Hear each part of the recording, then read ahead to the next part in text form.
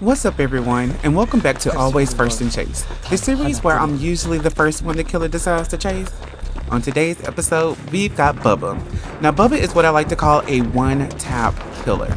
Unlike most killers who need to hit you first and then hit you again to put you into the done state, Bubba can use his chainsaw to instantly knock you down if he catches you. That's what makes him so dangerous. One mistake, one wrong turn, or one greedy play can send you straight to the ground. For those who may not know, Bubba comes from the classic horror film, The Texas Chainsaw Massacre.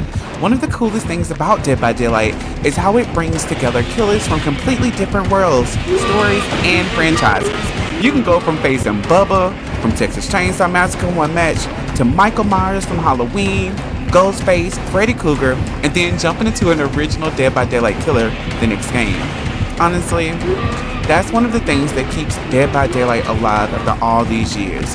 Every killer comes with a different power, a different playstyle, and a different challenge. No two matches feel exactly the same, and every game becomes its own experience.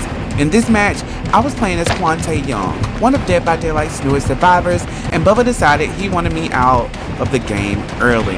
Unfortunately for him, we ended up staying in chase for almost 2 to 3 generators.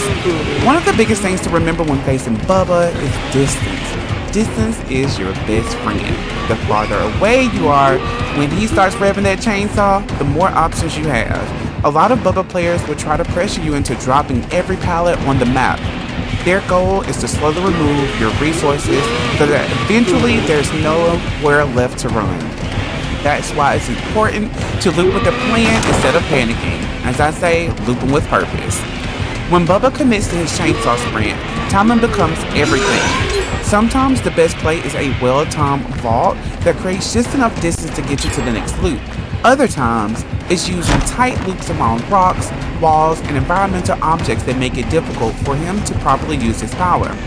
Most Bubba players you'll run into are also running what Mitch likes to call Bam Bam, better known as Bamboozle.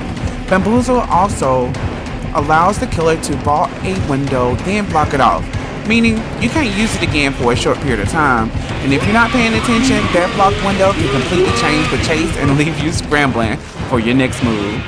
And that's where patience comes in. Dead by Daylight is a game where you have to pay attention and be patient. Sometimes the killer wants you to panic, sometimes they want you to make a rushed decision, and the more calm you stay, the better you'll play. Watch what the killer is doing. Look at their movement. Pay attention to how they're using their power. If you're new to Dead by Daylight, my biggest advice is to trust your gut. Loop with purpose and don't second guess every decision you make. Every chase teaches you something.